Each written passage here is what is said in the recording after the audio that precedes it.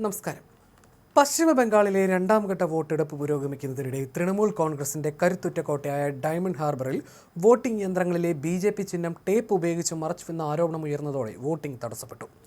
മുഖ്യമന്ത്രി മമതാ ബാനർജിയുടെ പിൻഗാമിയായി വിശേഷിപ്പിക്കപ്പെടുന്ന അഭിഷേക് ബാനർജിയുടെ മണ്ഡലമായ ഡയമണ്ട് ഹാർബറിലെ ഫാൽറ്റയിലാണ് വോട്ടെടുപ്പ് സ്തംഭിച്ചത്.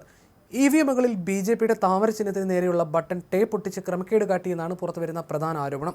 BJP IT സെൽ മേധാവി അമിത് മാളവ്യ പങ്കുവച്ച ദൃശ്യങ്ങൾ സാമൂഹ്യ മാധ്യമങ്ങളിൽ വലിയ ചർച്ചകൾക്ക് വഴിവെച്ചു. ഇതോടെ ബാധിക്കപ്പെട്ട ബൂത്തുകളിൽ തെരഞ്ഞെടുപ്പ് കമ്മീഷൻ റീപോളിംഗിന് ഉത്തരവിട്ടു. ഇതിനെ ഡയമണ്ട് ഹാർബർ മോഡൽ എന്ന് BJP വിശേഷിപ്പിക്കുമ്പോൾ തോൽവി ഭയന്നുള്ള വ്യാജ പ്രചാരണമെന്ന് തൃണമൂലും തിരിച്ചടിക്കുന്നു. കേന്ദ്രസേനയും തെരഞ്ഞെടുപ്പ് കമ്മീഷനെയും കൂട്ടുപിടിച്ച് BJP നടത്തുന്ന നീക്കങ്ങളെ തൃണമൂൽ വക്താക്കൾ ചോദ്യം ചെയ്യുമ്പോൾ സിംഗം എന്ന് വിളിക്കപ്പെടുന്ന IPS ഉദ്യോഗസ്ഥൻ അജയ് പാൽ ശർമ്മയെ നിരീക്ഷകനായി നിയമിച്ചതും വിവാദങ്ങൾക്ക് എരിവ് പകരുകയാണ്. ഡയമണ്ട് ഹാർബറിലെ ഫാൽറ്റയിലുള്ള ഏതാനും ബൂത്തുകളിലാണ് വോട്ടെടുപ്പ് തടസ്സപ്പെട്ടത്. വോട്ടിംഗ് മെഷീനുകളിൽ തൃണമൂൽ കോൺഗ്രസ് ക്രമക്കേട് നടത്തിയെന്ന BJPയുടെ ആരോപണത്തെ തുടർന്നാണ് നടപടി. മുഖ്യമന്ത്രി മമതാ ബാനർജിയുടെ അനന്തരവനും ലോക്സഭാംഗവുമായ അഭിഷേക് ബാനർജിയുടെ ശക്തമായ സ്വാധീന മേഖലയിലാണ് സൗത്ത് 24 പർഗാനാസ് ജില്ലയിലെ ഡയമണ്ട് ഹാർബർ.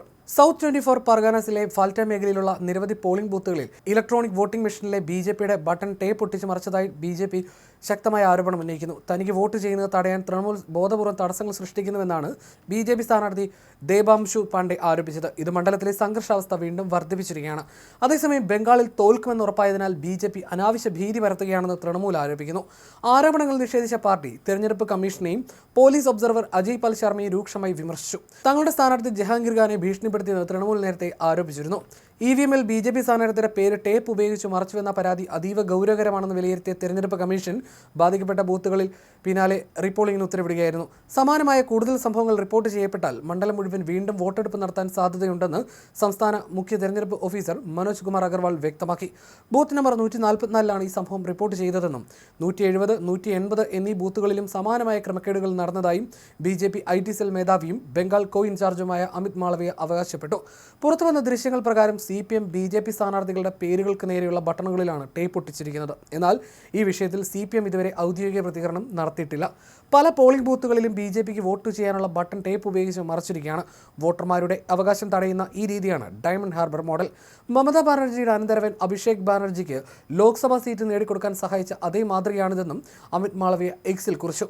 ഫാൽറ്റയിലെ ഹരിനംഗ ഹൈസ്കൂളിലെ ബൂത്തിൽ നിന്നുള്ള ദൃശ്യങ്ങളും മാളവ്യ പങ്കുവച്ചു.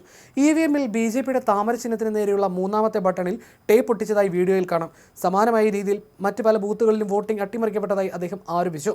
നേരത്തെ കേന്ദ്രസേന BJPയുടെ താൽപര്യപ്രകാരം പ്രവർത്തിക്കുകയാണെന്നും മമതാ ബാനർജി ആരോപിച്ചിരുന്നു.